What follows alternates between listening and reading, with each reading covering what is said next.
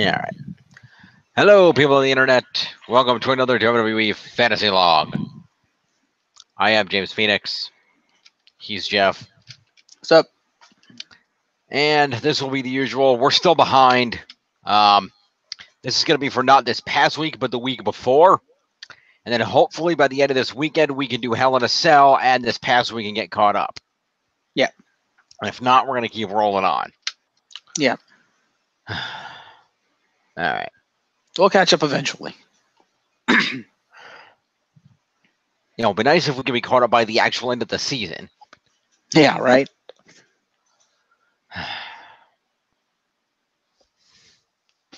Anyway. Jeez. All right.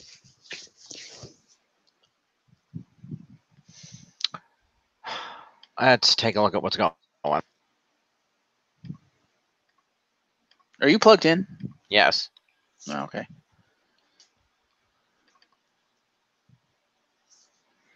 That's not what I want.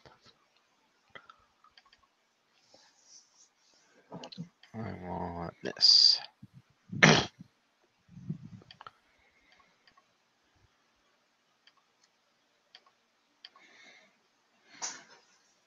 There you go. All right. So as you can see, currently in the lead is still Jeff at 1492, Extremely Legit Yes Movement. In second are the Rowdy Last Kickers at 1349. I'm back in third at 1052. Top of the leaderboards is Grand Metalik at 151, off of some good cruiserweight showings. Universal Champion Roman Reigns in number 2 at 127, followed by Dolph Ziggler at 119 and Drew McIntyre at 117, the Raw Tag Team Champions. Braun Strowman coming in at 98, followed by Xavier Woods of the SmackDown Tag Champ New Day at 95, followed by Dean Ambrose at the Shield at 89, Bobby Lashley and Buddy Murphy tied at 88, and Seth Rollins, the Intercontinental Champion, rounding out the top 10 at 87. Yep. Kofi Kingston at 81 of the SmackDown Tag Champs New Day would also be counted if you discounted the tie at 8 and 9 there. Let's throw these in order and see what the hell happened this week. Well, last week. You know what I mean. Mm-hmm. So, Raw from September the 10th emanated from the New Orleans, Louisiana at the Smoothie King Center. And so we open up with the trio of Dolph, Drew, and Braun coming out to the ring. A crew of heels follow them in order to provide security around the ringside area. This includes Jinder Mahal, Kevin Owens, the Authors of Pain, and many others.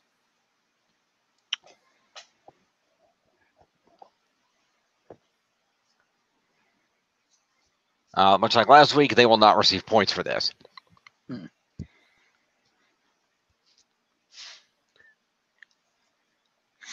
Let's see. So the three main heels get in the ring with microphones and talk about beating down the Shield last week and feasting on their bloody carcasses. Andrew cues a video package of the fighting. You may recall it involved Roman Reigns taking multiple steel stare shots to the face, Ambrose getting beat up on the announce table and thrown into the LED boards on the Tron, and Seth Rollins getting hurled off the stage and through the windows of a police van. Yep. So Braun says the only reason Roman still has the title is because he's a coward who can't handle business on his own. And says that the Shield have been getting away with anything they want for too long, but they can't compare with Braun's pack. Dolph then talks to the wrestlers around the ring and thanks them for standing up to the Shield's bullying. And Drew adds that they'll set an example again tonight when they dismantle the B team in a tag team match. Oh, a tag title rematch, too, specifically. Braun says that'll be nothing compared to the beating that'll occur when he's locked in a steel cage with Roman Reigns in Hell in a Cell. The Shield's music hits and they appear in the crowd and head down to ringside. And they jump over the barricade and begin fighting with all the superstars. They begin getting overwhelmed again when Dean Ambrose pulls out a bag of axe handles, which the Shield then wield to even the odds and begin taking control of the situation. Axe handles or axes? No axe handles. Oh, okay. It's a fake show, dude. They're not just cutting people's limbs off. What the hell's wrong with you? This is the same show that had Brock Lesnar dual-wield axes to tear a car apart. Yeah, that's a car, not a human being. Hey, isn't this also the same show that had Dean Ambrose wield a chainsaw against a human being? There was no gas in it, and he couldn't turn it on. It's still a chainsaw. A chainsaw is useless without power. I don't know, chains hurt, but anyway. Odd weapon of choice. They're big wooden sticks. What do you want? Kendo sticks. Now, kendo sticks are bundled. They break way more easily. Yeah. Axe handles are much more sturdy. Fair. So the Shield stand tall in the ring after this beatdown as the heels retreat up the ramp. Okay, then. So assaults all around, weapon use to the Shield? Pretty much. So, Braun, let's see. So, Braun, Dolphin, Drew will get promo. And assault. I assume they took part in assault. I'm assuming so, so we'll go with that. So that's 5 on promo. That's 9 points each. So that's 107 for Braun. Dolph goes up to 128. And Drew, 126. Okay. Then the Shield. Yeah, the Shield will get assault and weapon use. That'll be 7 points each to the Shield.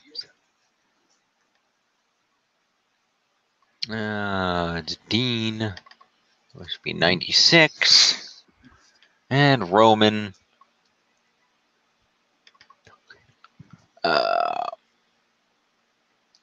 7 will be 134. And Seth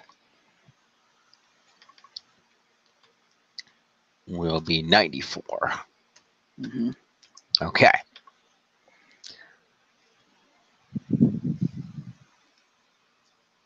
So, Mm-hmm. We go to a commercial. Okay. And we come back where the Bella Twins are backstage, and they have a brief discussion about how the Riot Squad vandalized their locker room earlier in the day. Okay. So that's going to be. I'm going to give a mini promo to the Bellas because that was short.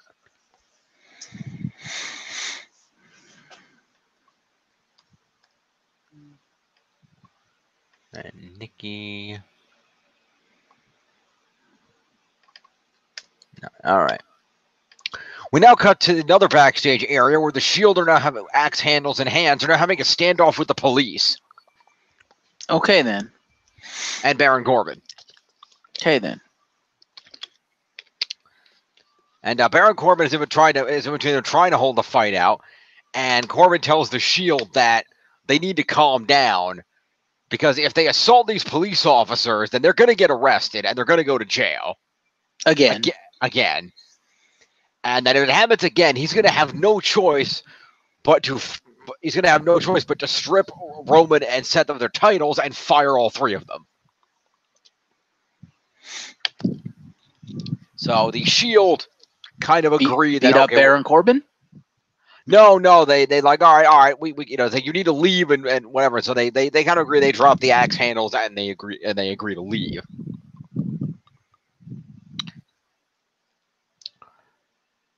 So I guess a mini to the Shield since they didn't say anything during this. They just kind of stared him down and then dropped the axe handles and walked away. Right. 9. Roman. 7. Seth. 97. All right. So we then go back out to the ring where Nikki Bella has a one-on-one match against Ruby Riott. Ooh, all points to me. Indeed. Brie Bella and the Riot Squad are all at ringside. Mm-hmm. Also, found out why the Riot Squad are now feuding with fucking the Bella Twins and Ronda Rousey, in case you're interested. Yeah, because they have a 6-1 match at Showdown. Well, that and Sasha Banks is injured. Ah, yeah, I heard that might be the case. It is the case. Quick news thing. She was replaced by Mickie James in the fucking in the mixed match challenge because she's injured. Fair enough. Yeah, which sucks for me. God damn it. Stop injuring yourself, Sasha. God damn it. Sucks worse for Bailey. Why? Because Sasha was the only reason Bailey was getting TV time. I suppose, yeah.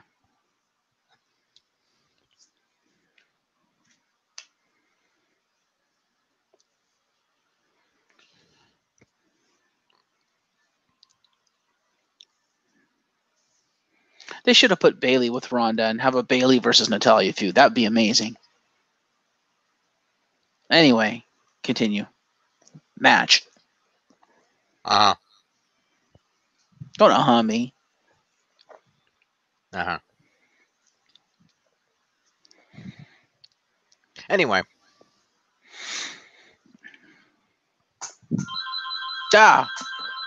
You do the come on. match. I'll be right back. Oh, fine.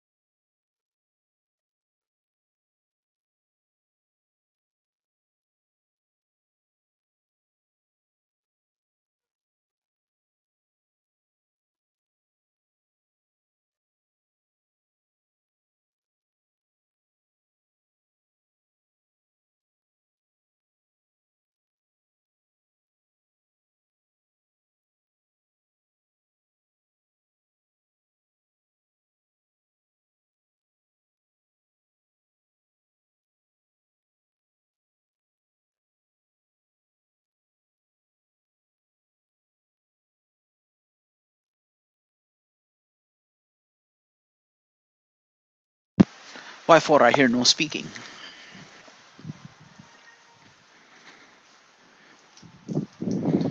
Hello? Oh, did he get... Well, hi, people. I'm back. I guess he got called away, too? Weird. Hello? Hi. Hi, there we go. What the hell? Oh, did you not get called away? No, the thing. Oh. Fair. I don't know what the last thing I said was. I don't know either because I just got back. Or the last thing the audience heard. I don't know what the hell happened there. Fair, but I just got back, so I'm here. Because at some point here, my headset got muted, and I don't know how and when that happened. Okay, how far did you get? That's what I don't know. What the last thing that was actually heard on the air was. I mean, how far did you get up to this point? What was the last thing you actually said? Not necessarily what was heard. I just got past the Connor's Cure video package. Okay. So you only scored the one match then? Yeah. Then I wouldn't worry too much about it because even if they couldn't hear you, they could see what you were doing on the screen. Fair enough. Just to double check, Nikki Bella faced Ruby Riott. The Riott Squad was at ringside, tried to interfere. Brie nixed that, and Nikki won the match. Right. That's fair. We then went to a Connor's Cure video package where we saw some, unfortunately, sick children. All of whom were from the state of Louisiana, and all of whom were introduced by the Big Show. Well, it's the Big Show. Who proceeded to read out their names like a ring announcer, their chosen superstar names like a ring announcer. Because WWE does that. And that was cool. And so they got to be celebrated, and that was awesome. Props to the Big Show for being a good brand ambassador. That's why it pays to keep him around. Yep. We don't have him on the roster right now, but spirit points to the Big Show. Yep.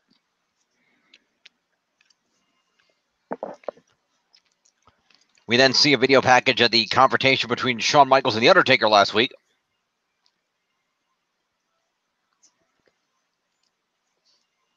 And we then go back to the ring, where DM the GM, a.k.a. Drake Maverick, comes out with AOP for a tag team match, player.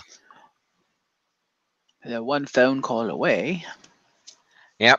And AOP proceeds to beat the shit out of some enhancement talent. So 3 points to AOP. Basically, yeah.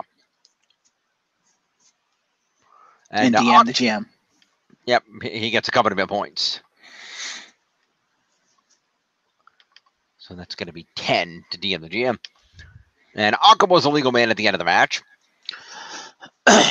So therefore, Razor will get 15 for being on the winning team, 5 for competing is 20, and 1 for the Super Collider is 21 points to Razor.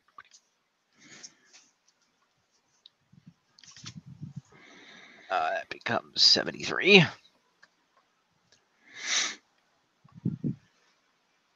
And then we've got Akam, who'll get 20 for winning the match, 5 for competing is 25, and 1 for the Super Collider is 26 to Akam, which becomes 78. Okay. So, we got to the backstage area where we see that the police from earlier are still standing in the back guarding the entrance to the building. You mean indie talent? Yeah, pretty much. And a limousine pulls up, and the driver gets out and opens the door to reveal Triple H. It's time to play GM. Triple H pauses for a moment, looks at the cops, shakes his head, and then walks away.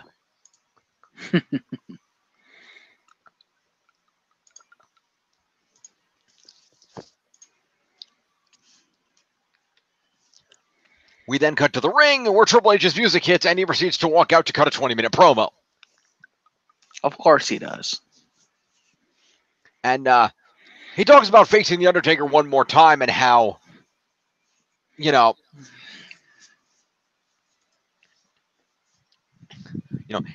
talks about, how he has respect for The Undertaker and everybody else for The Undertaker. And he had spent, after all week since last week, with Undertaker's words, he's been trying to understand, had Undertaker, what happened to The Undertaker?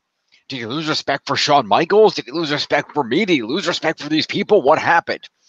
But then I realized Undertaker didn't lose respect for any of those people. The Undertaker lost respect for himself.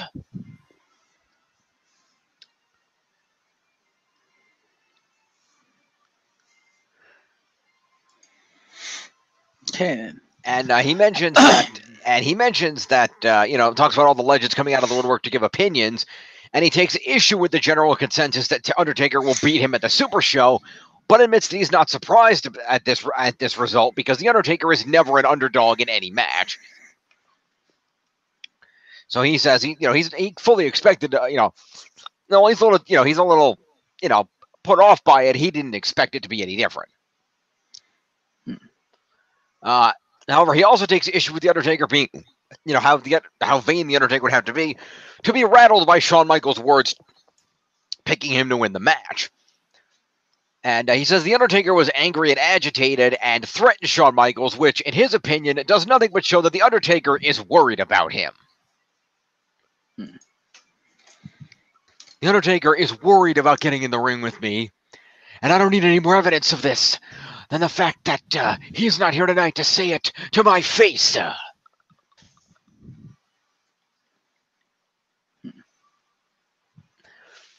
And he says that after their series of matches years ago, the Undertaker was never the same.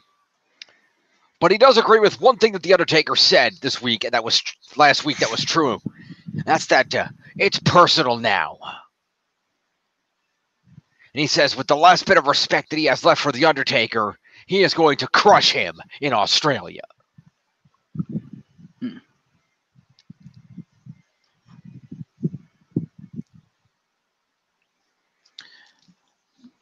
Well, you know what? What? You know how I mentioned last week or last time we did this that there was a rumored match of Taker and Kane versus DX in Riyadh? Mm-hmm. Did you hear the news that may lend some credence to that? Okay. Because, as of September 18th, 2018, WWE has either plans to or has donated $100,000 to a local nonprofit in Knox County at the request of Knox County Mayor Glenn Jacobs. The nonprofit benefiting first responders. And supposedly this was at Kane's request because, quote, in appreciation for making a series of appearances for WWE this fall. So basically, WWE has just paid Knox County $100,000 to borrow their mayor for the fall. Okay, then. And we all know what's in the fall. Like right in the middle of the fall. It's already the fall. Yes, but he's not here yet. So that lends credence to, if he's going to come back for anything, it's going to be that, because as you pointed out to me, the Crown Prince of Saudi Arabia happens to love old school WWE superstars. Yep. And also, however, I put out to you that Kane is already scheduled to be at Showdown, and that's at least one of the appearances. So we'll see what he does beyond that.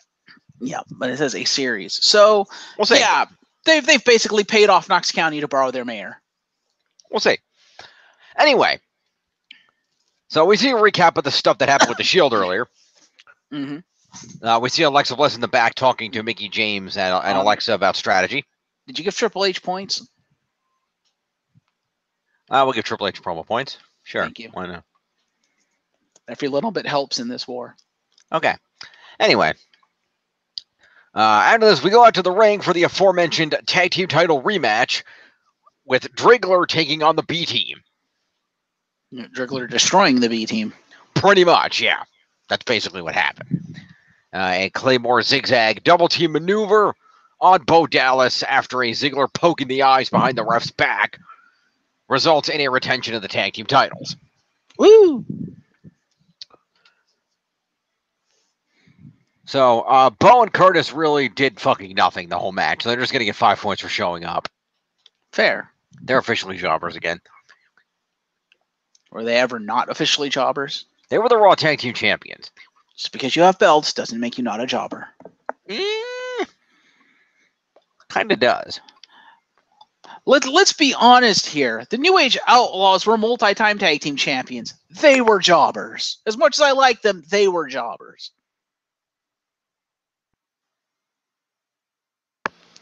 And that's why you're never going to have a career on SmackDown. Also, X-Pac has held multiple championships, including the European Championship. He's been nothing but a jobber his entire fucking career. Yes, but he did that to himself. Yeah, well.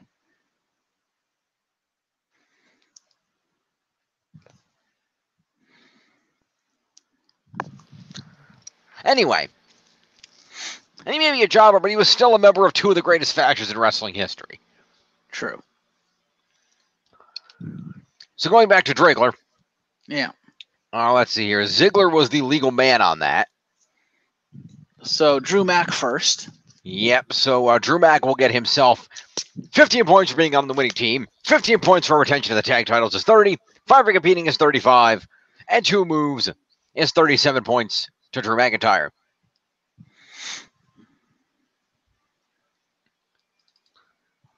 What is that? It's 57 and 6 is 163. Dolph will get 20 points for winning this match. 15 for the tag title retention is 35. 5 for competing is 40, and 2 moves is 42 points to Ziggler. It comes 62 and 8 is 170. All right, go Team Drigler. Pretty much. Immediately after the match, Dean Ambrose and Seth Rollins come out of nowhere and attack Dolph and Drew. Of course they do. Dolph and Drew retreat up the ramp as the Shield members stand tall in the ring. That's assault to Ambrose and Rollins. All right.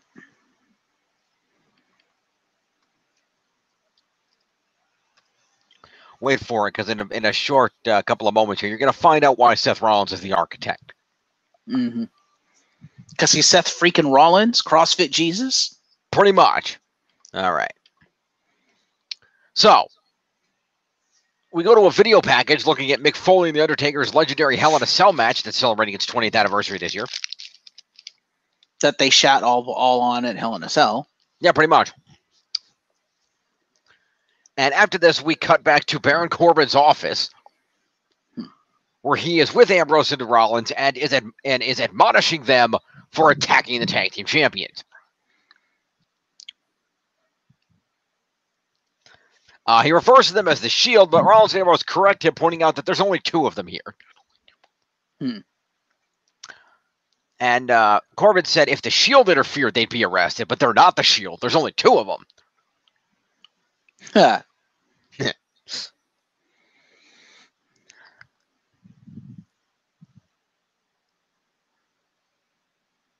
He's got a point. Yeah. Exactly. And Rollins says that he's calling Corbin's bluff. And it's also noted, by the way, that it's noted at this point by Rollins also that I'm trying to remember exactly how he phrased it.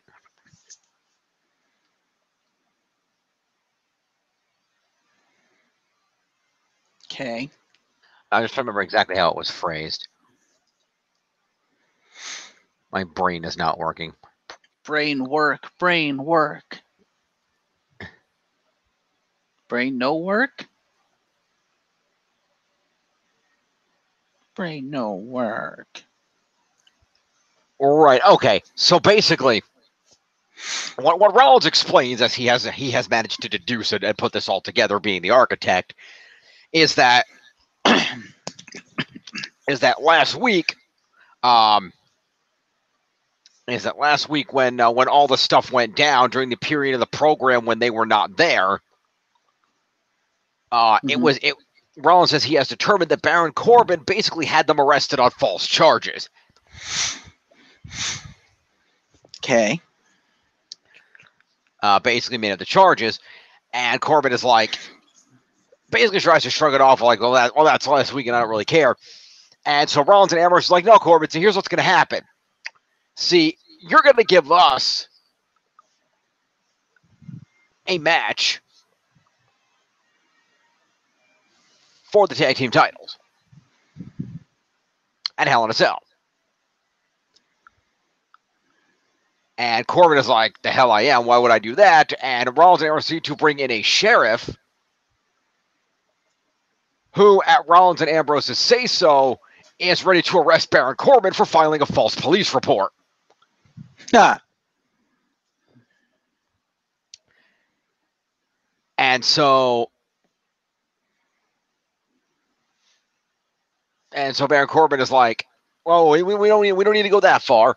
And basically, the sheriff starts reading Corbin's his rights, but he pleads Rollins to think this over. And so Rollins waves it off and says, fine, we'll let it go. Give us a tag title match at Hell in a Cell. And Corbin reluctantly agrees.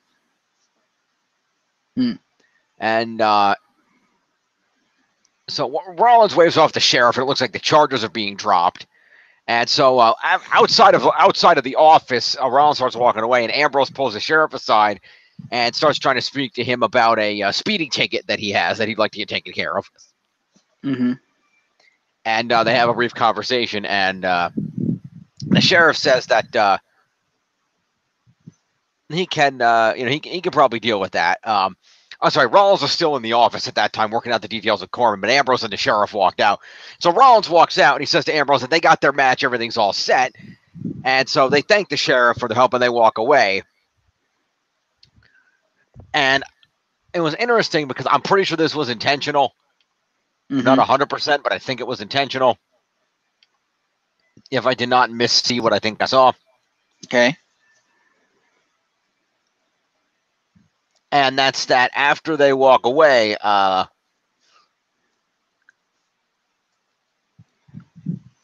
the camera sits on the sheriff for a moment and pans in on him a little bit.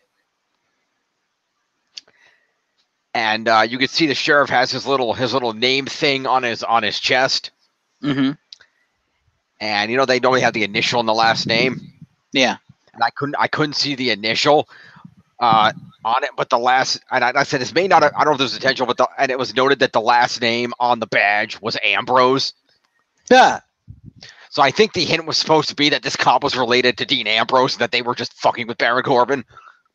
But I don't know if that's true or not. They didn't really go into that again. Fair. In any case, that would be a promo to Rollins and Ambrose. Yeah. Let's see. Rollins. Where is Seth freaking Rollins? Here we go. 106. And Dean Ambrose gets 5 points. And goes to 109. Okay. So, following all of this, we go back out to the ring for what is scheduled to be a match between Tyler Breeze and Kevin Owens. Okay. And Tyler Breeze is out, but as Tyler Breeze is posing on the apron during his entrance, doing his little lay down with the selfie stick thing that he does, Kevin Owens decides not to wait and proceeds to attack him. Okay, then. He beats down Tyler Breeze at ringside and throws him into some shit. They fight back into the ring, and Breeze tries to kick him and gains a little bit of control, but not much. They fight back out of the ring, and Kevin Owens proceeds to pick up Tyler Breeze and powerbomb him on the apron. Fair. The bell never rang, so this entire thing was a no contest. Match never happened. Fair. And Tyler Breeze is left lying and being checked on by medical officials. Kevin Owens gets to the ring after this and grabs a microphone and explains what's going on. You see, after he quit, Baron Corbin called him and begged him to come back. And he credits Corbin with recognizing that he is the true MVP of Monday Night Raw. And he says that he did return to Raw, but only on one condition, which Baron Corbin granted. Okay. He will no longer be held accountable for what he does to his opponents. Okay, then. Now, when I beat people down, I'm just doing my job. When I powerbomb people on the apron, I'm just doing my job. And he says a few more things like that end with "I'm just doing my job." Mm-hmm. And Kevin Owens says that he has a warning for everybody, especially Bobby Lashley, that this is still the Kevin Owens show. And now you can expect anarchy, agony, and destruction every week. And it's all Bobby Lashley's fault.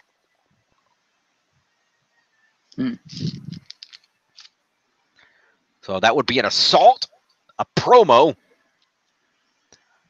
and I can't remember. Was it an apron powerbomb and OMG? I think so, yeah.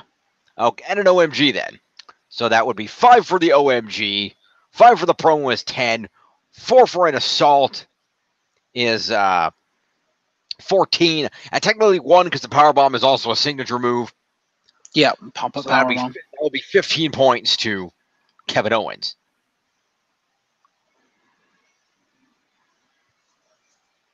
Where the hell are they? Too far. There we go. 39 becomes 44, and we will give 4 points for assault to Tyler Breeze because he did fight back.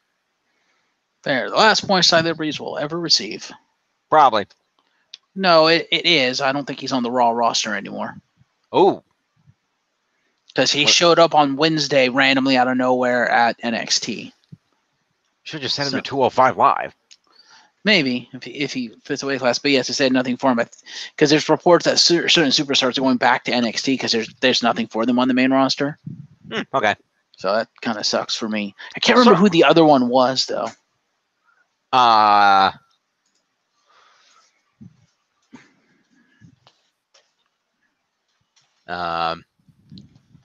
don't know.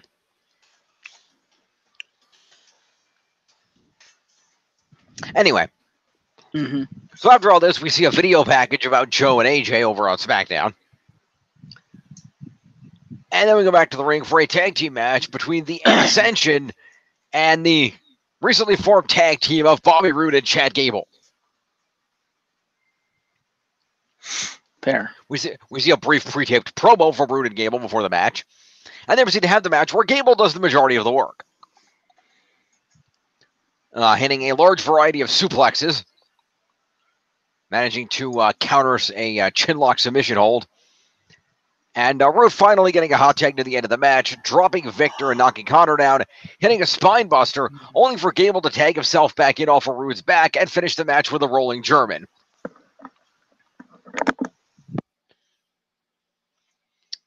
So Chad Gable with a victory there. The Ascension did nothing, and therefore they're going to get 5 points each for showing their faces on TV. 22. And Connor.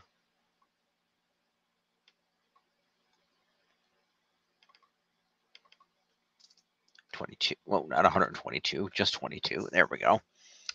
All right. Meanwhile, Bobby Roode gets 15 points for being on the winning team. He gets 5 for competing in the match. Is 20 and 1 for the spine buster that he hit is 21 points to Bobby Roode. Puts Bobby Roode at 41 points. We then have Chad Gable, who gets 20 points for winning the match, 5 for being in, it's 25, and 4 moves is 29 points to Chad Gable. Becomes 59. All right. You still over there? I am here. Okay, just kind of disappeared there. Yep, I'm here.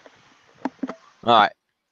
So Roode and Gable celebrate after the match, and Roode points out that that's 2 wins in a row for them now.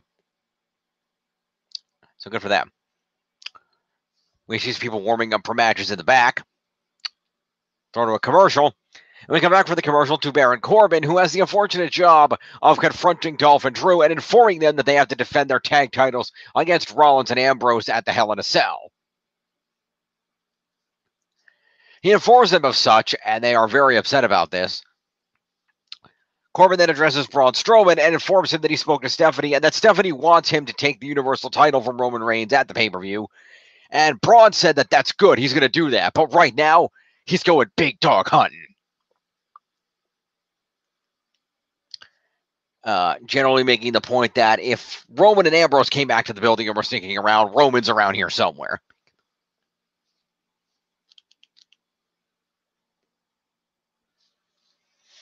You don't care. Fair enough.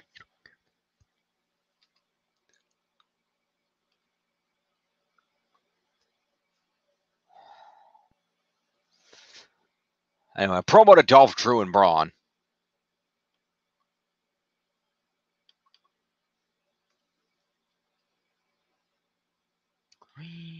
One 12. Oh, yeah, that's the other one that showed up in NXT. That's right.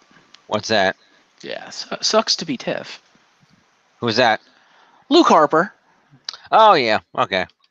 So, yeah. That makes sense. All right. Kind of boned. Yeah. Anyway, After that, then we go to the ring where we have a tag team match of Ronda Rousey and Natalya taking on Alexa Bliss and Mickie James with Alicia Fox at ringside. And the ladies go at it. They all kind of go back and forth. It's a fairly even match all around. There's a nice moment where Natalya and Ronda hit a heart attack. Double team. Mickie, of course, the non-legal people try to cause distractions, as does Alicia, but none of this works. I think Alicia did. Did Alicia not get involved? I guess Alicia didn't get involved. Fair enough.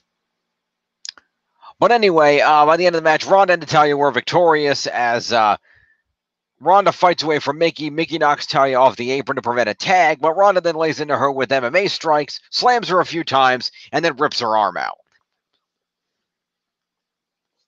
As Alexa looks on from the ringside area. Fair. Indeed. Alexa does hit a cheap shot on Ronda after the match before running away. And Ronda's now selling a rib injury.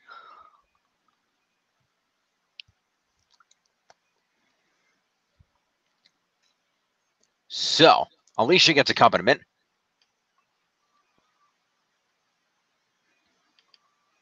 Alicia Fox.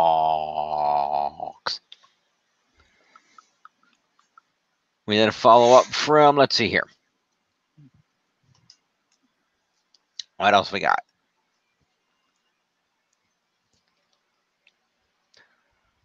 Well, we'll do the heels first. That would be Alexa and Mickie. Ooh, okay. Mickie didn't do anything except hit people. So, Mickie gets 5 points for participating. Okay. Alexa also gets 5 points for participating, but she also hit one move, so that's 6 points to Alexa.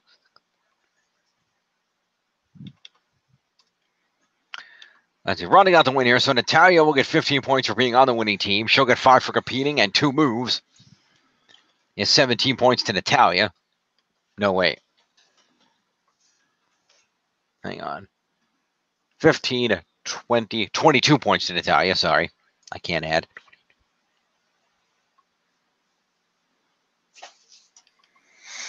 Which will become 66. Ronda gets 20 for winning, 5 for competing is 25, and 3 moves is 28 points to Ronda. 8, 49, 50. What's her at 54?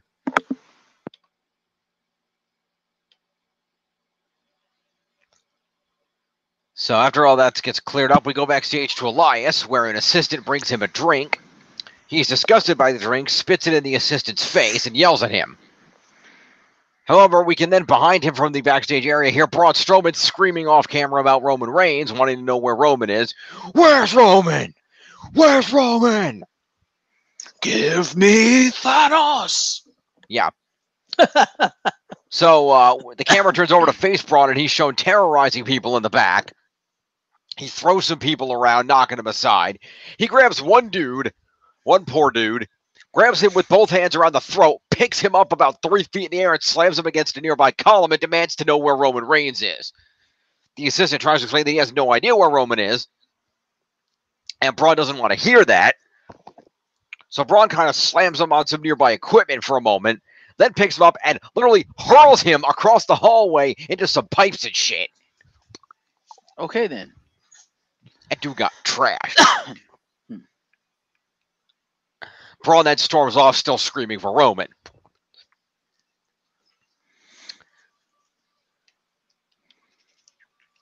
So that's, let's see here.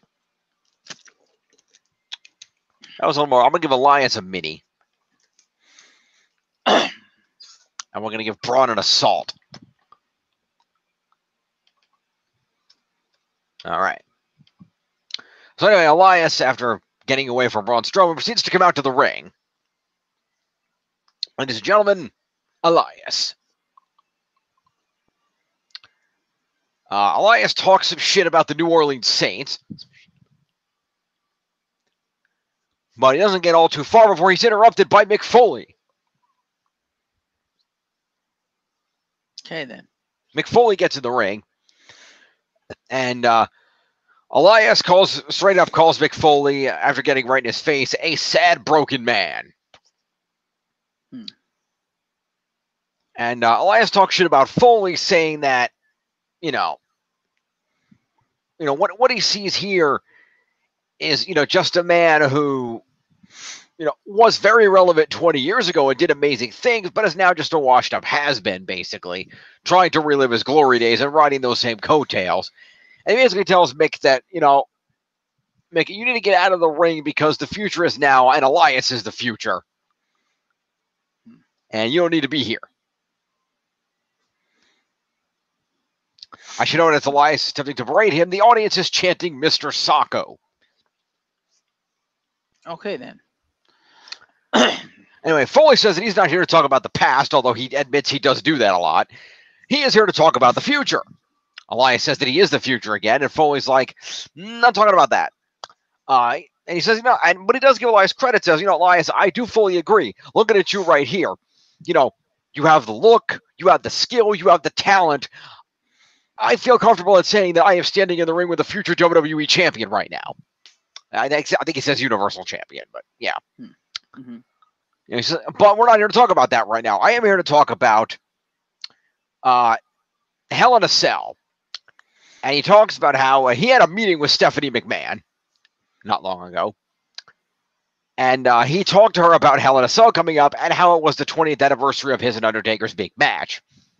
And he said that he didn't want to be home sitting on the couch watching history being made at this, momentous anniversary. He and Stephanie to please let him be involved in the match in some way. Even if he was just going to ring the bell or something at ringside, just to be involved was all he asked. Mm-hmm. And he said that given their past relationship, Elias says, I bet Stephanie laughed right in your face. And Foley is like, you got into one, Elias. Yes, she did.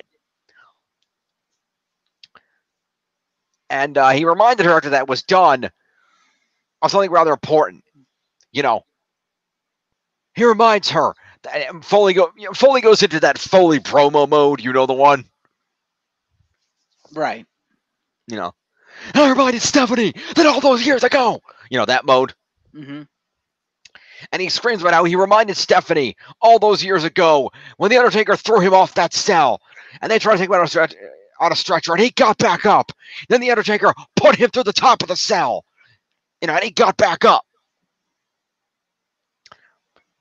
And, and he points out to her that after that match was over, after he was beaten, broken and destroyed, with his tooth still lodged in his nasal cavity, he went to the back, and that was the first time he ever met Stephanie McMahon.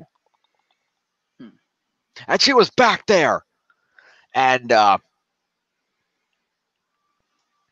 he basically says, you were there, Stephanie. You know what I went through. You know how much Hell in a Cell means to me.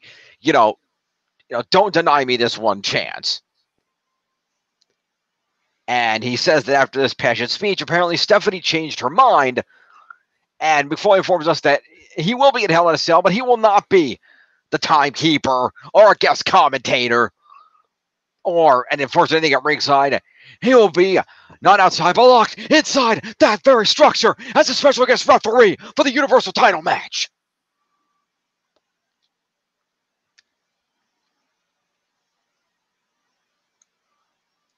Fair.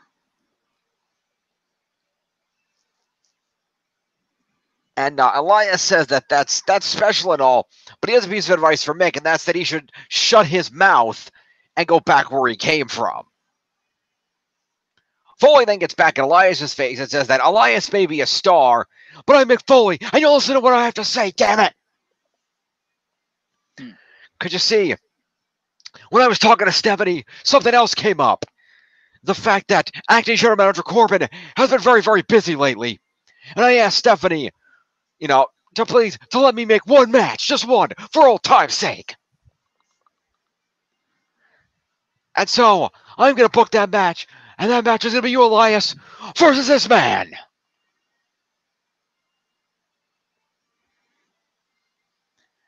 And out to the ring comes Finn Balor.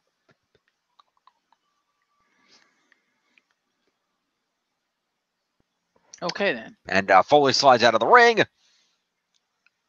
And we find out that the match against Balor is going to be next. So a promo to Elias. And spiritual promo points to Mick Foley.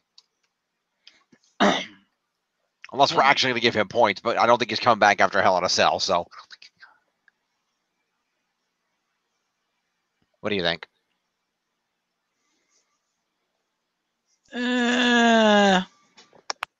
But it's just for the one thing, so.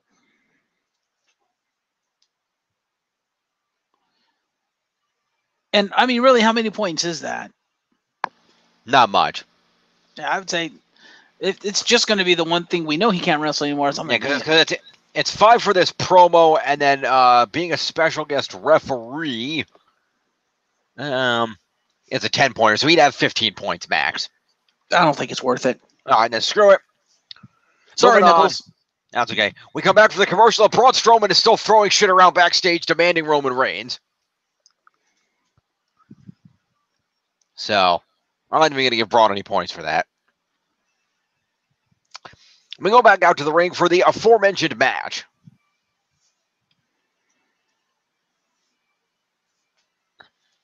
Of Balor versus Elias, which conveniently is also the main event. And they have a decent back and forth, actually, but the match ends with Finn Balor and a small package pin roll-up after he counters Elias on the drift away. Because Elias picked him up and went for the drift away, and Balor swung himself around, latched his legs around Elias's head, and flipped him over into a pinfall. It was pretty cool.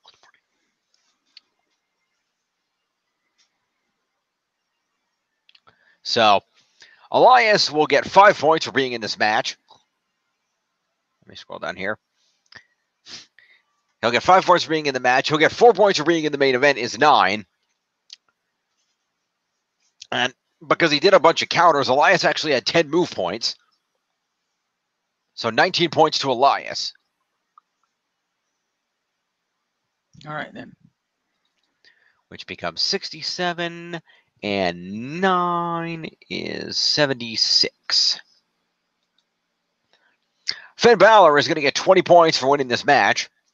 He's going to get 9 for being in and winning the main event is 29. 5 for competing in a match is 34.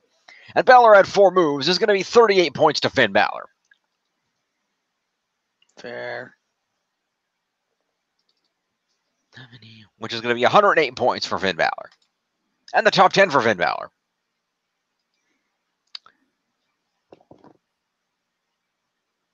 So, we cut to a clip of Bobby Lashley working out at a gym earlier today when he's approached by Lio Rush from 205 Live, who proceeds to start giving him a motivational speech. Lashley pauses for a moment and asks who the hell he is and what's going on, and Lio explains he's from 205 Live and he can help Lashley take him to another level. And surprisingly, Lashley smiles and gives him a big hard pat on the back and says, "All right, Lio, motivate me." And he continues doing so as Lashley continues pumping iron. So it's a promo to Lashley and Lio.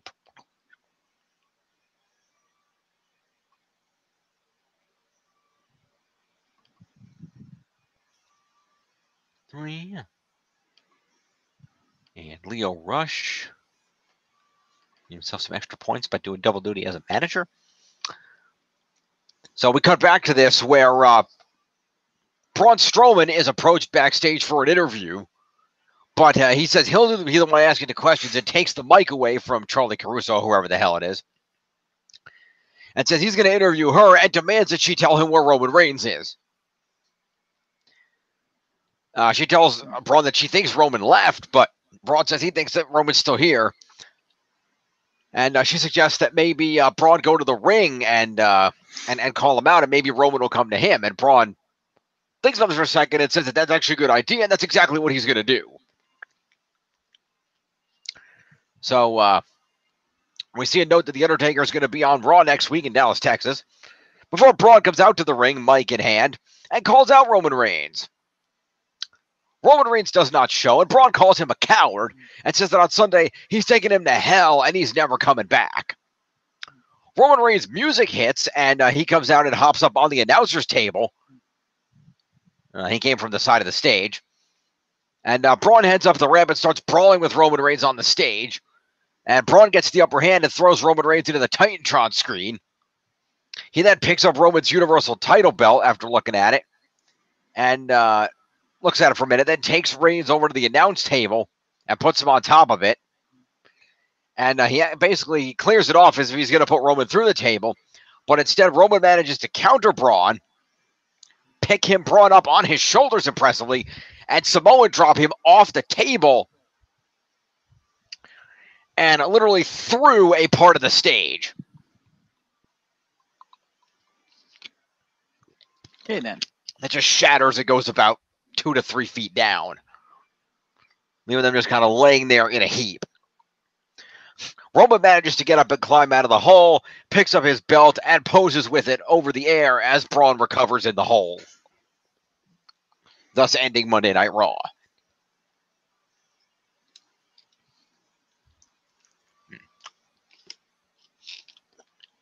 Okay, then. So, that's going to be a promo to Braun, and an assault to Braun. That's 9 more points to Braun Strowman, which will put him at 125. Roman Reigns will get an assault and an OMG for a Samoan drop off the table through the stage. So Roman will get 5 OMG, 4 for the assault, and 1 for a Samoan drop being a move he does. Is 10 points to Roman.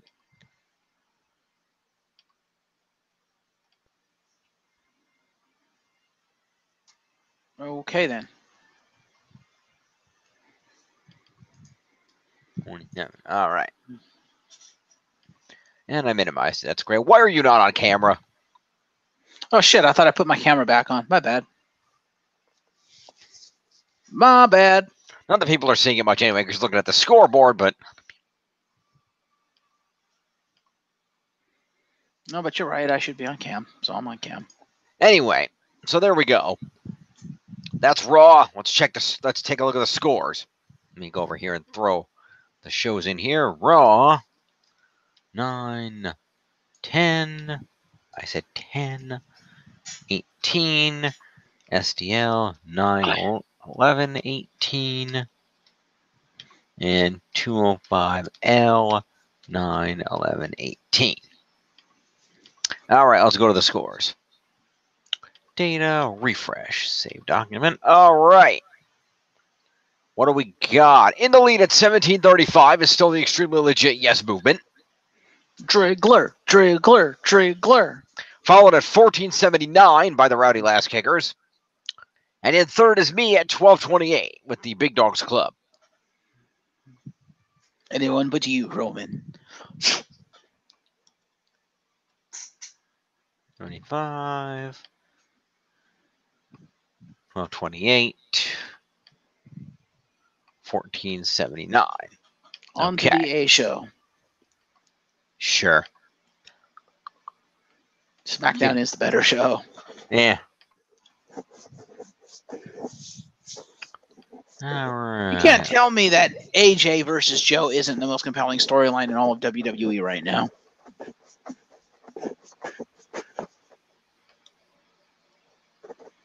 Let's see. Where the hell is... Wow, you ignored it. Okay, fine.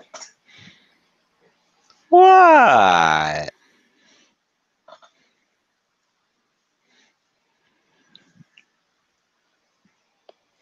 Asshole. Asshole. All right, SmackDown. Mm-hmm. Coming to you live from the Cajun Dome in Lafayette, Louisiana. Louisiana.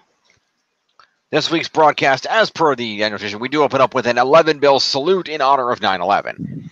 Of course. And we kick things off with Jeff Hardy.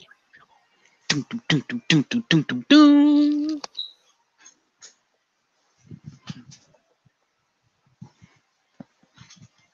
Okay. Indeed. He's got a mic. And he talks about facing demons and overcoming them. And how he's kind of an expert in that area. And so he's going to overcome another demon inside Hell in a Cell. That being Randy Orton. But that's Sunday. Tonight, Jeff has to conquer another demon from his recent past, and that's Shinsuke Nakamura.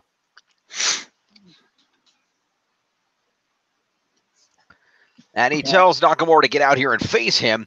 And then Jeff says that I'm going to take your Nakamura night. And then on Sunday, I'm going straight to hell. Nakamura comes out, and the gentlemen have a one-on-one match.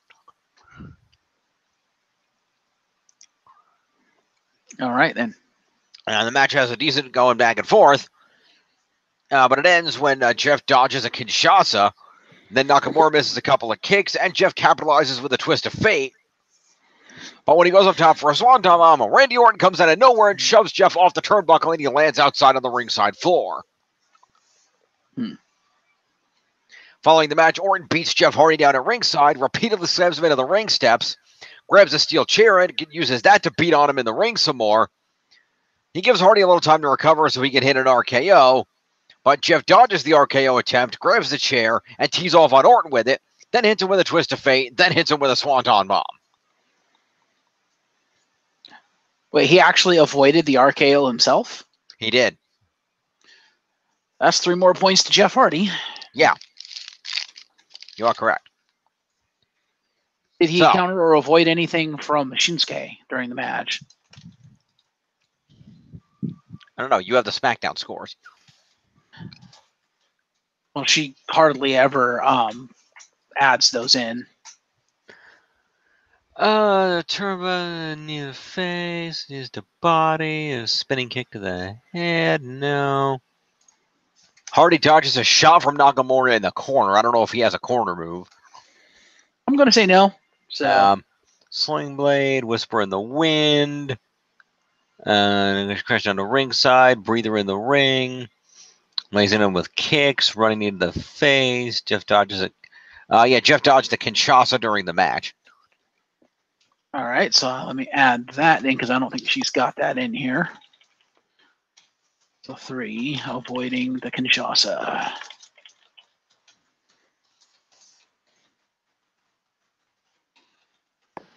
So there you go.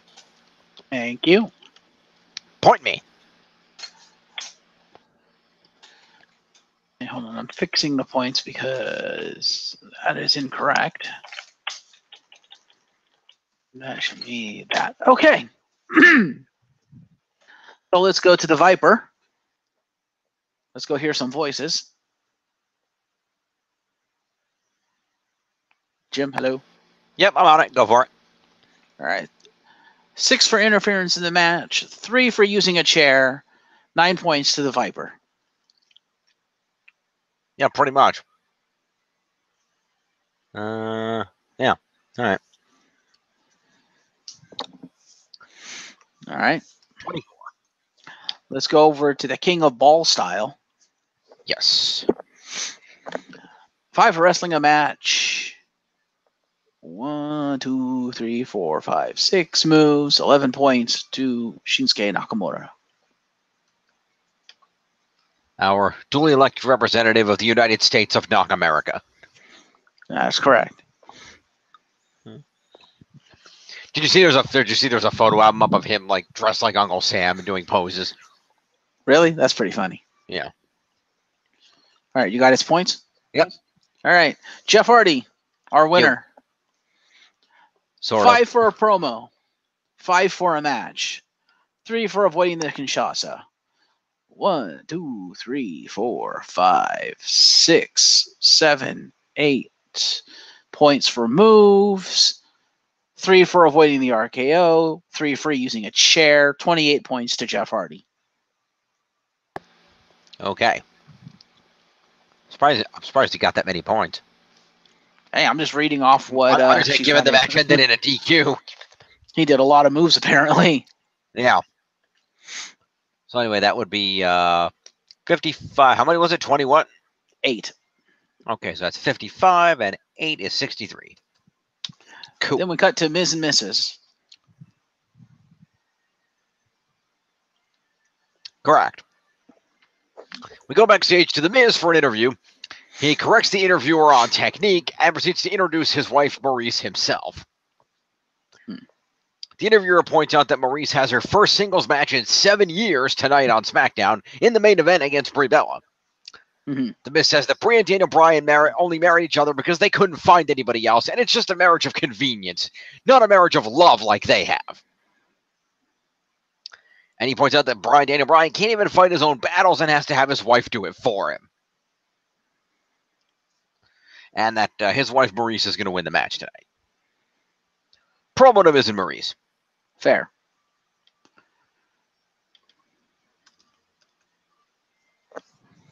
Dom is. 53. Okay. So we go to a pre-taped video of AJ Styles in an empty arena. And he says that Joe knows how to get under his skin by mentioning his family. He says he knows that Joe has a family too, but he won't stoop to that level. And he says that Joe's strengths will also be his weaknesses, because when the bell rings, nobody has the upper hand on AJ Styles. On Sunday, the talking stops.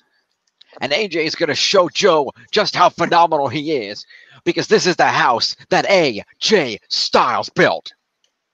Fair. Promo to AJ. Fair. 2 points to me. We then go back to the ring for Charlotte versus Sonya Deville. With Mandy Rose.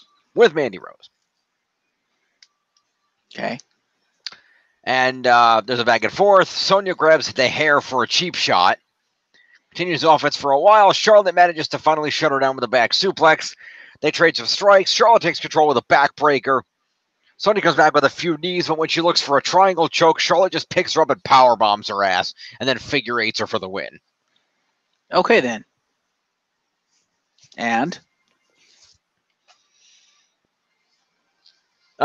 After the match, Charlotte poses with fans at ringside for a selfie. Someone in the crowd attacks her from behind. She pulls off her glasses and a black wig to reveal it's Becky Lynch, who hops the barricade, beats her down some more, and referees have to pull her away. Becky 316 says, I just whipped your ass. Pretty much. Can I just say, by the way, props to the amazing picture that WWE's Twitter put out earlier. Okay. Talking about, something about straight fire and a new championship. And it's her posing with the belt, and she's got, like, flaming phoenix wings coming off her. Nice. That's fucking awesome. You may score. She will now rise from the ashes. No? Sure, why not? Yeah, you hear that, Becky? You deserve to use the Gold Phoenix Rangers theme song. I approve. All right, so Straight Fire gets...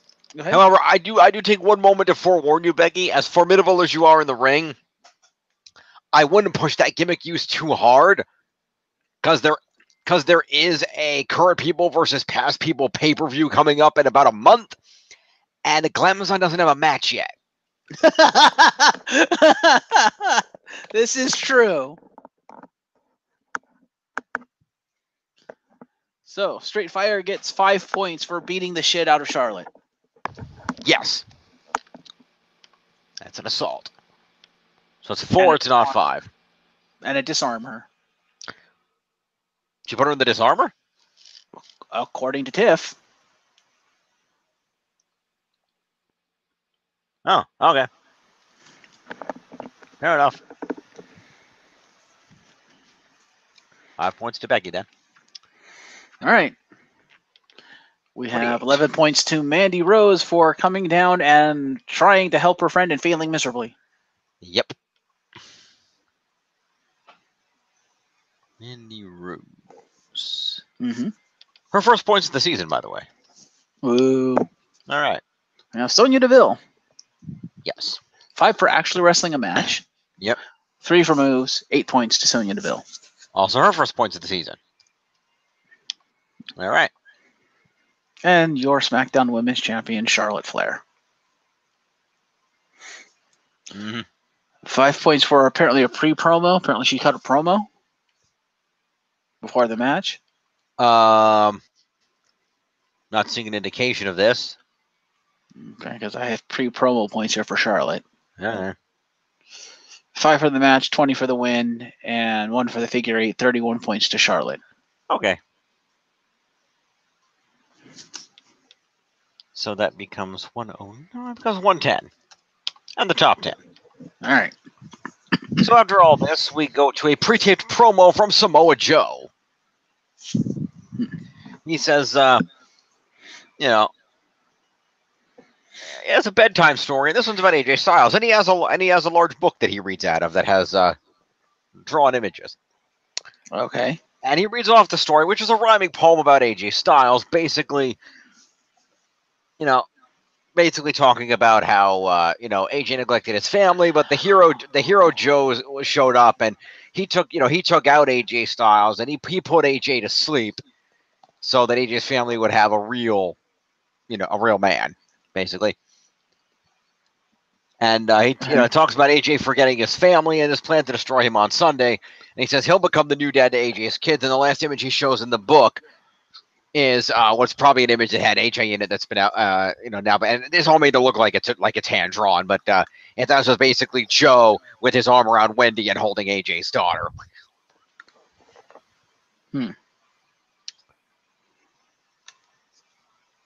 So promo to Joe. It's a really good promo. You should go watch that video if you get a chance. Fair. It's 24 for Joe. Okay. Next, the New Day. Okay.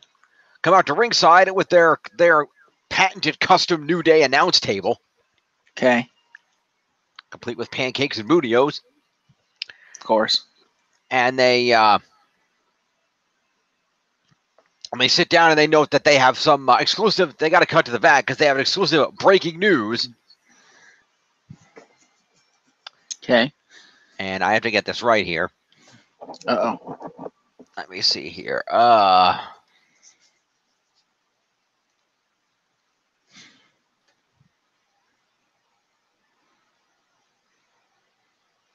Let me see here.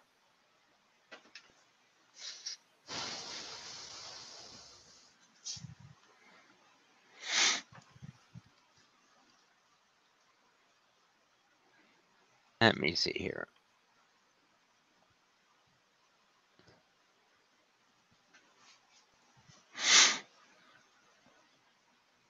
Okay. I'm trying to find the thing here. Hang on. I want to make sure I get this right.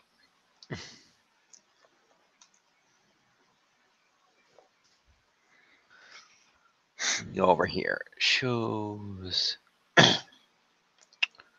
SmackDown Live. Result. Whoa. Jumping around. Results from September 11th.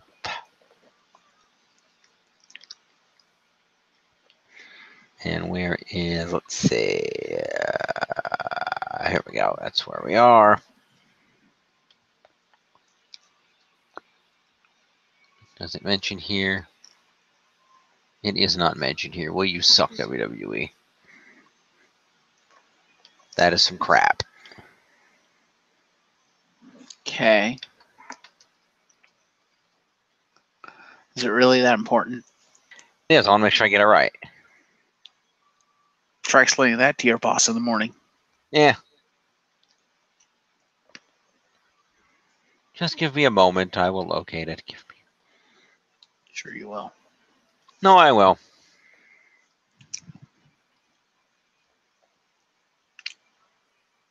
That's not what I want. What the hell is it?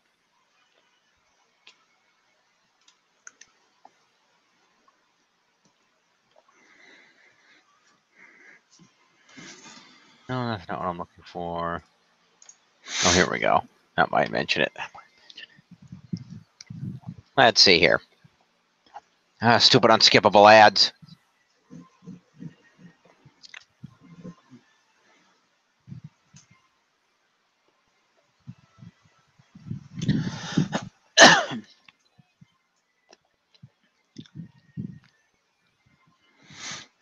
Nope, that's just part of the match.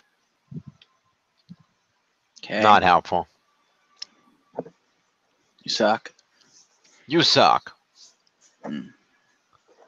Sorry, Marvel WWE is not putting this shit up.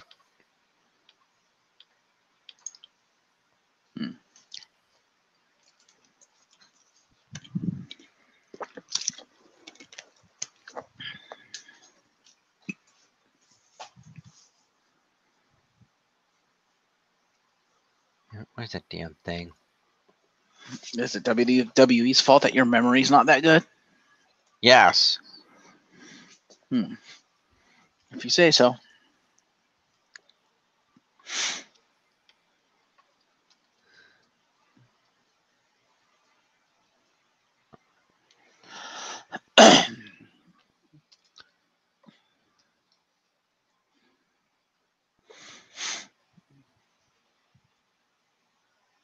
What is the fucking thing?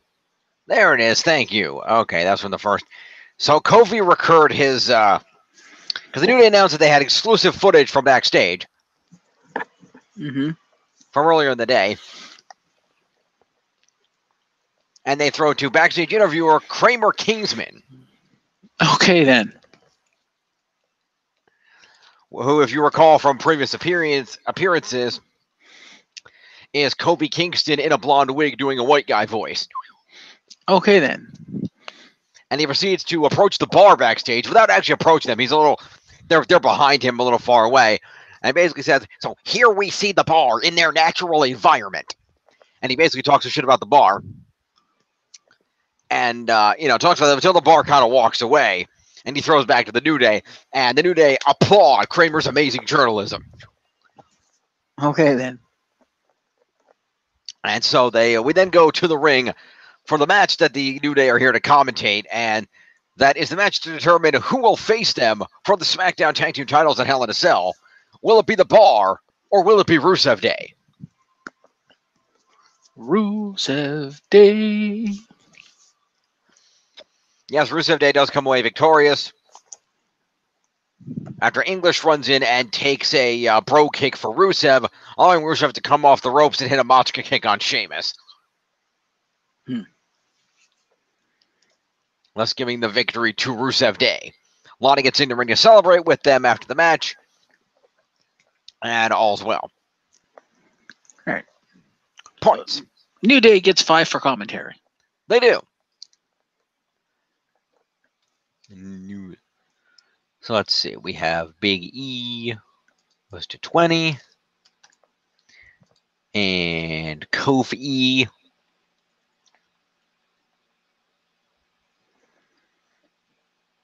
goes to 86. And Xavier has 100. All right. Lana gets 5 points for being there. Yep.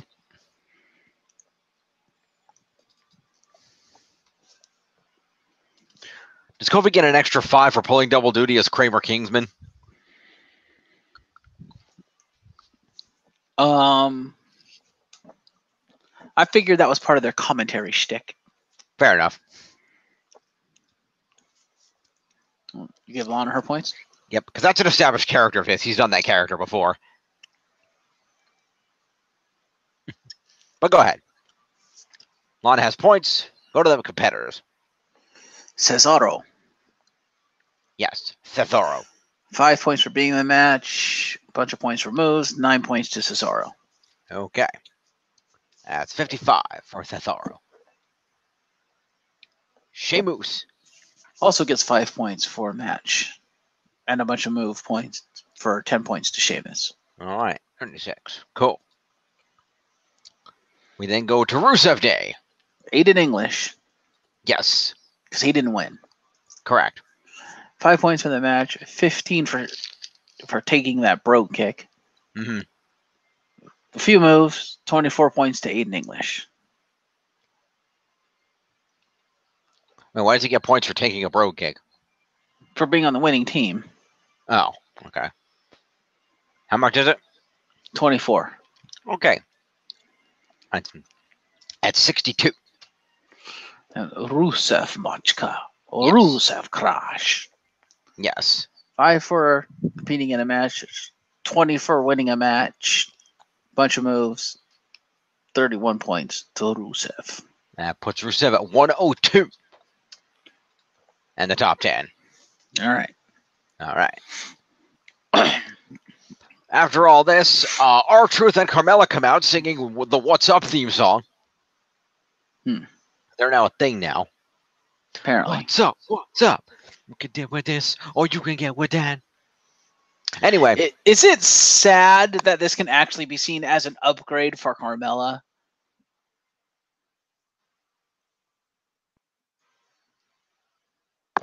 a little bit.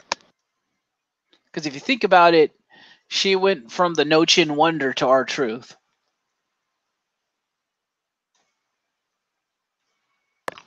It's true.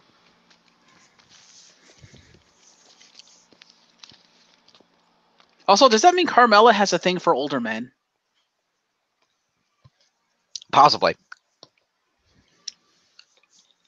Fair.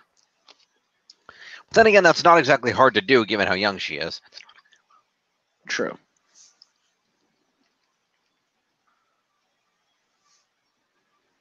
I mean, I guess she's 30. She's not as young as I thought she was, but still.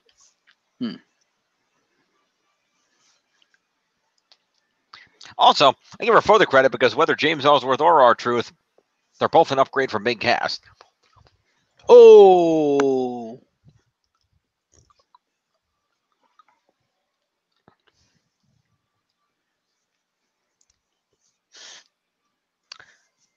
But anyway, they come out and R-Truth then has a one-on-one match against Andrade Cien Almas. And gets destroyed. Yeah. Also, Zelina Vega was, I'm assuming, at ringside. Yes. Cool. So 5 points to Zelina Vega for being there. Yep. 11 points to Carmella for being there and actually doing something. Okay.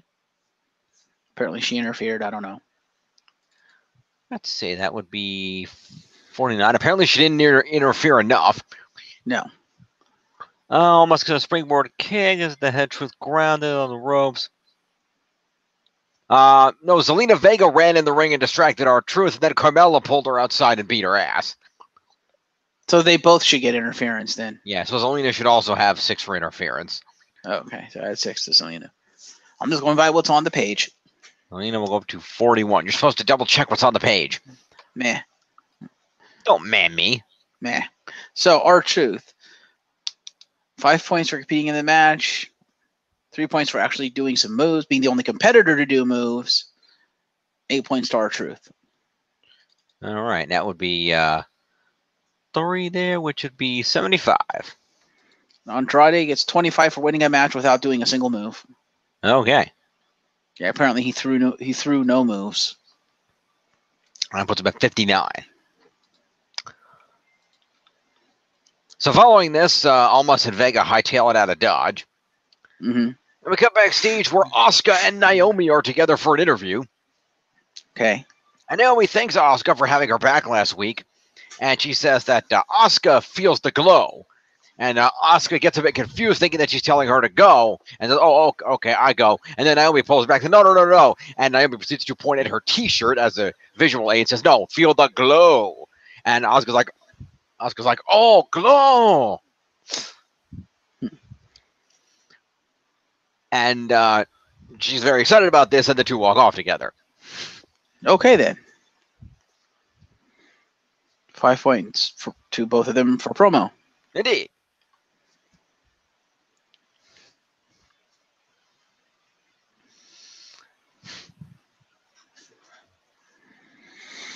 All right.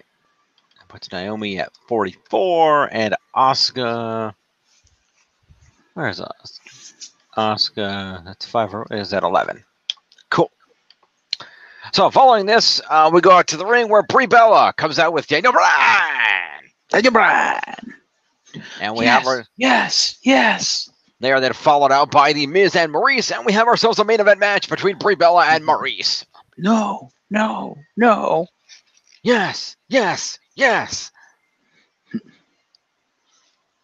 All right. And Brie gets on a microphone and calls Maurice a coward because right after the match starts, Maurice keeps sliding out of the ring to avoid Brie. Does it like 3 or 4 times in a row. Brie calls her a coward. Miz grabs a microphone and yells at Brie for calling his wife a coward. and says that Bree doesn't deserve to be in the same ring as his wife. He says that neither Bree nor this city deserve to see this match with Maurice in it. And he declares that the match is over and that they'll see Bree and Daniel in Hell in a Cell. They start walking away, but Bree grabs Maurice and throws her back in the ring as Daniel chases off The Miz. While this is happening, Maurice hits Bree with a cheap shot, gets a 2 count off it, but then wastes some time, and Bree throws her down and locks her in a yes lock. But as this is happening, Miz reaches in and pulls Bree out of the ring and out to ringside to break the hold, and Maurice gets DQ'd.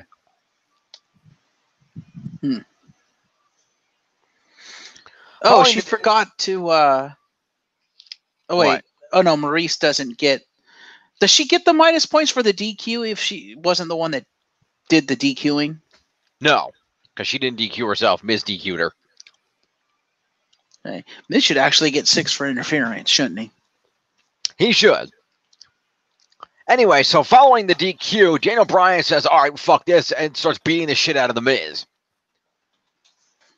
They fight to the backstage, and they fight back into the ring where Miz shoves Daniel into Bree at ringside, causing Bree to fall down and get hurt. Daniel goes to check on Bree, and Miz grabs him from behind and throws him into the ring steps. Maurice then beats Bree down at ringside while Miz takes care of Bryan. Maurice throws Bree back in the ring, but then Bree tackles her and pummels her with right hands. The Miz then gets in the ring, but so does Bryan, and he lays into Miz with the world-famous yes kicks in the corner. Miz dodges a shot from Bryan, so Bree slaps Miz in the face instead. And then Bryan... Daniel actually lands the yes... Okay, yeah, there it is, the yes kicks. Okay. Yep. And then, anyway, Miz dodges Daniel Bryan, but then Bree slaps him in the face. Mm-hmm. And Daniel clotheslines him out of the ring. And Daniel and Bree then proceed to lead the crowd in a yes chant as the It couple retreat up the ramp. And Bryan and Bree pose in the ring as we go off the air. Fair. So, Miz. Miz. Hang on. Go for it. Daniel Bryan doesn't get interference points, right? Yeah.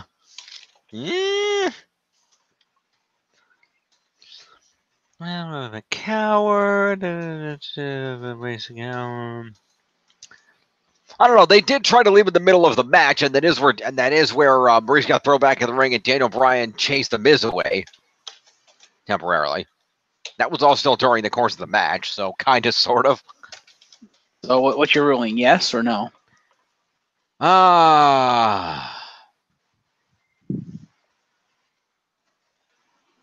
Yeah, give him interference points. I'll allow it. Yes, boss. All right, so Miz. Miz. 5 for accompaniment, 6 for interference, 4 for assault, 15 to Miz. All right. So that'll be 63 and 5 is 68. Daniel Bryan. 5 for accompaniment, 6 for interference, 4 for assault, 2 moves during said assault, 17 points to Daniel Bryan. That'll put him at 74 plus 7 is 81. All right. Maurice. 5 for competing in a match for the first time in 7 years. Yep. 4 for competing in the main event for her first match back. Yep. 1 kick, 4 assault, 14 points to Maurice. Puts her at 54. All right. And Brie Bella, your winner. Yes. 5 for competing in a match, 4 for competing in the main event, 5 for winning the main event, 5 for cutting a mid-match promo, 1 for the S-Lock, 4 for the assault, 24 points to Brie Bella. All right, that's going to be 87, 97, and 4 is 101. Bada boom. That's the end of SmackDown. Let's go to the scores. Refresh and save. All right, in the lead at 1850. Still the extremely legit yes movement. Still in second is the Rowdy Last Kickers, now at 1602. Still in third at 1342 is me and the Big Dogs Club. Typity. Yep. 1850. And 1342. And 16:02. Now All we come right. to the portion of the show where I take over. Go for it. So, we'll open things with a match. Buddy Murphy seeking revenge against Grand Metalik for Tony Nese's lost the previous week. They have a pretty damn good back and forth match. Buddy Murphy indeed does get his revenge because he wins the match, asserting his dominance going into the super showdown.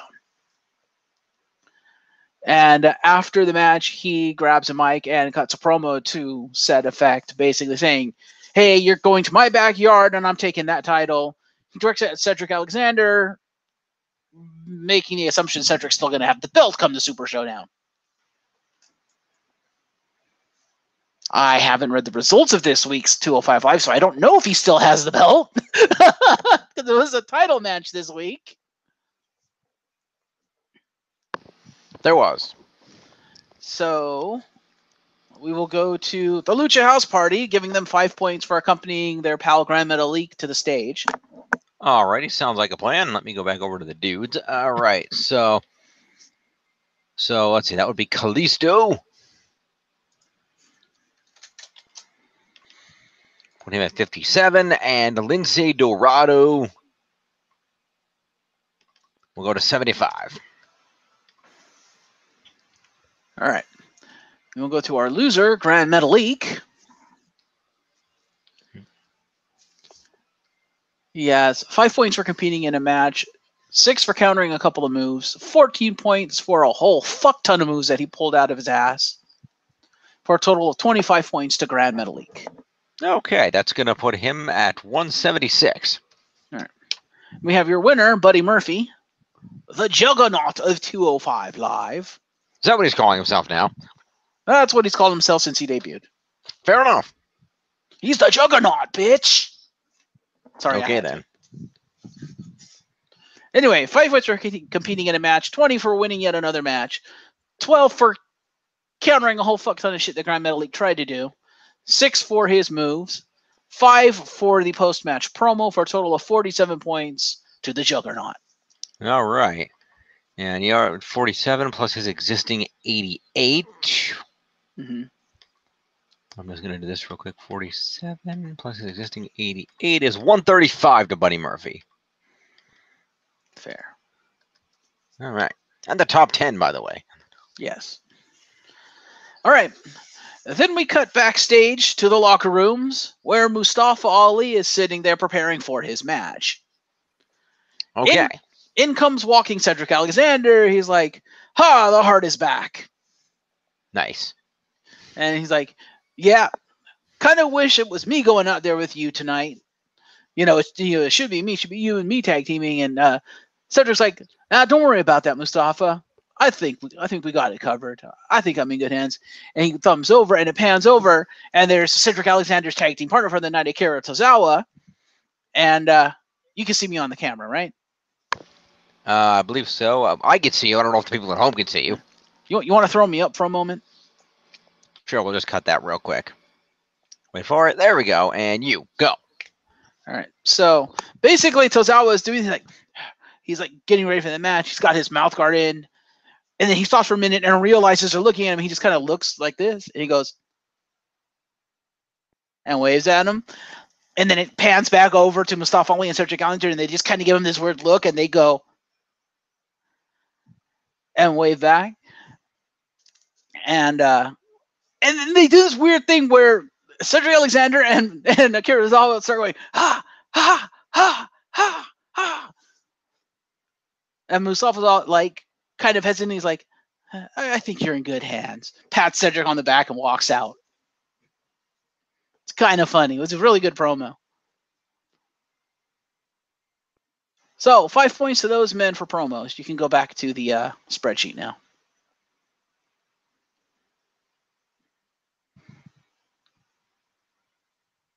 If you're saying something, I can't hear you. Oh, sorry. I'm going to hit the spreadsheet button and go back to the spreadsheet. There we are. Okay. Well, let's go ahead and promo to Cedric. Indeed. Well, actually, I'll go to the top first. Promo to Akira. Okay. Then a promo to Cedric.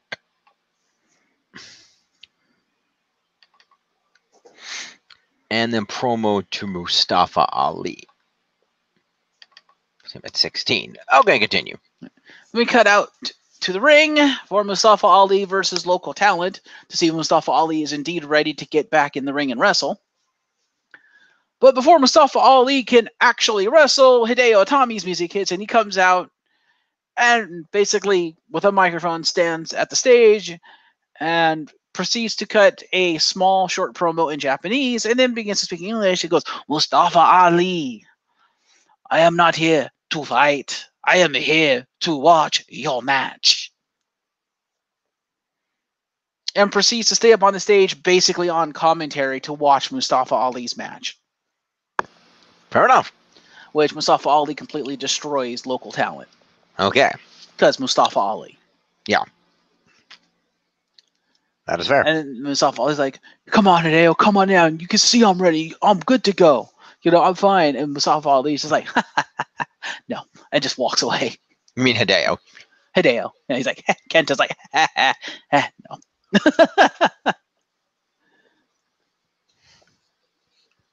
So, we have Kenta with 5 points for a promo and 5 points for commentary for a total of 10 points.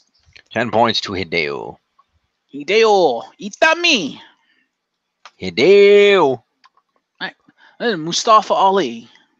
Yes.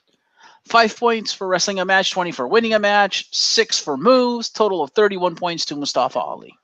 41 becomes 47 points. Bam. All right. Then we cut backstage to what I think is the promo of the night. Okay. We cut back to Drew Gulak and Not So Gentleman Jack Gallagher. Okay. And they are talking to DM the GM. Okay. You know, talking about basically hyping up their main event match and Drew Gulak saying, you know, I should get another, you know, I still haven't gotten the rematch for the Cruiserweight Championship that I deserve, that I should have, blah, blah, blah. Blah, blah, blah, blah. Yeah. And Drake Maverick, you know, being the GM is like, well, I'm the one that makes the matches. And, you know, I don't know if you've really earned it. You already had your match and you lost. And Jack Gallagher makes the mistake of basically saying that, you know, Drake, perhaps you've been a little preoccupied with your exploits, you know, on Monday nights, you know, no, he goes, your exploits with the AOP. And Drake Maverick goes, oh, really? He goes, you know, I am not distracted by anything I do with the AOP. Pulls out his cell phone. He goes, but if you like, I could set up a meeting with them right now. Just give them a call, you know. And they're like, no, that's okay. No, don't bring in the AOP. Nope. And walk off. It's fucking hilarious. I love that Drake Maverick threatened Gulak and Gallagher with the Authors of Pain. Yep. And as you pointed out, that'd be awesome if Drake Maverick brought in the Authors of Pain to be his 3-minute warning on 205 Live. It would be. So, we have 5 points apiece to Drew Gulak and Jack Gallagher for a promo. Okay, hang on. That's 24 to Gulak. And 31 to Gallagher. And I'm giving 5 points to DM the GM for a pipe bomb for threatening Drew and Jack with the Authors of Pain. Sounds good to me.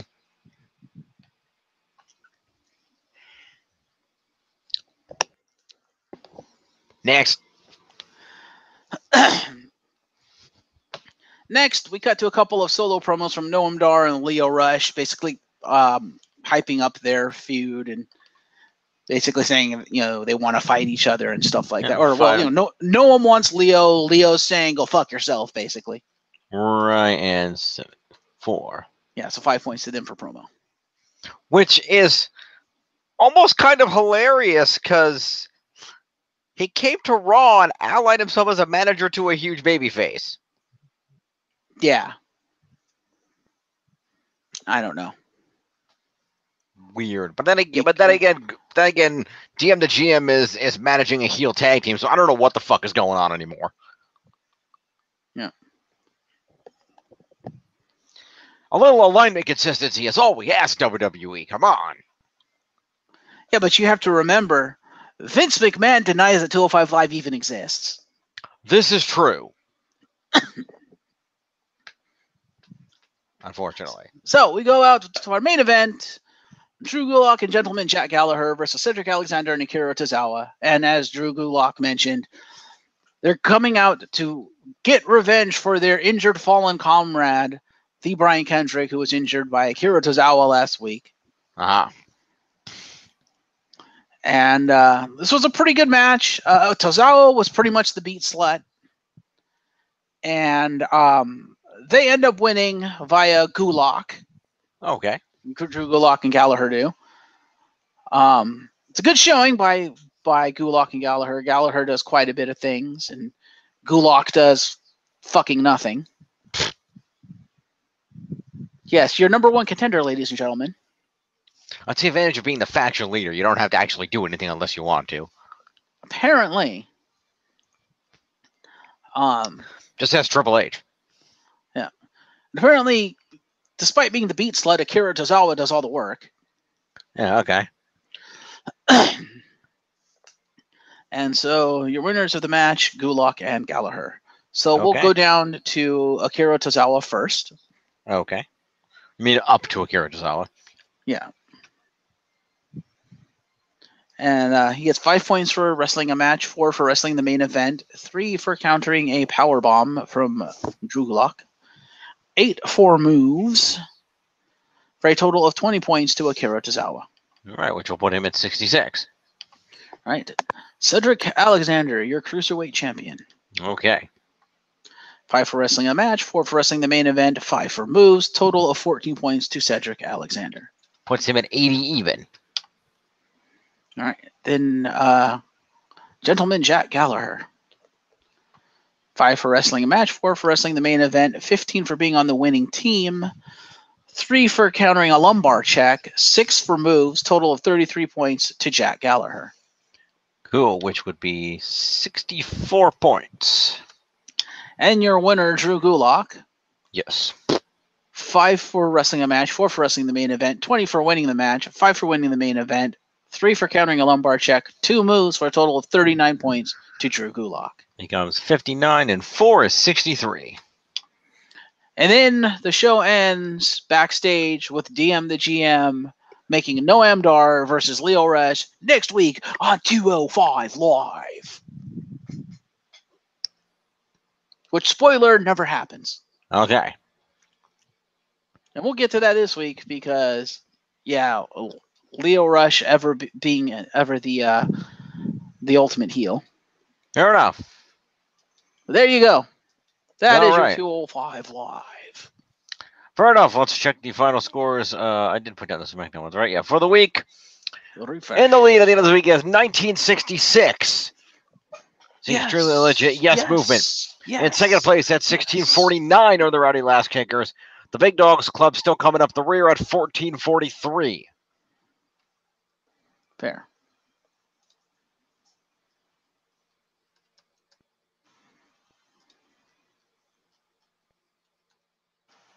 All right. Let's look at the leaderboards. Yep. What it do? All right. Top of the leaderboards is still Grand Metalik By 1 point. at 176, beating out one half of the Raw Tag Champs, Dolph Ziggler, who's at 175, followed by his partner in the other half of the Tag Champs, Drew McIntyre, at 168. Mm-hmm. Off of that title retention. We're then going to follow them up with the big dog Roman Reigns, the Universal Champion, coming in at number 4 at 147. Followed by Buddy Murphy coming up to 135 off of his victory tonight. Mm-hmm. The Monster Among Men, Braun Strowman, coming in at 125. Followed by Charlotte, as of chronologically of this recording's recap, still a women's champion. At 110, Dean Ambrose coming in at 109, just a point ahead of Finn Balor, who's at 108. And Seth freaking Rollins, the Intercontinental Champion, rounds out the top 10 at 106. All right, then. All right, then. So there you have it, people. That is the go-home week for Hell in a Cell. It is. So with all due luck, we will find a way to catch up on everything over this weekend. Tiv is doing the scoring on Hell in a Cell for us, so we'll check out there and see where she's at. Maybe I'll finish it up for her. We'll get that done. Right. With any luck, we'll probably do that tomorrow, and then we'll probably do this week's stuff sometime in the middle of next week after we get all the scoring done. Or on Sunday, if it's done by then. You really think Tiff is going to have it done by Sunday? I don't know. I mean, given that she's doing the pay-per-view on our behalf, maybe you would be nice and do SmackDown for her.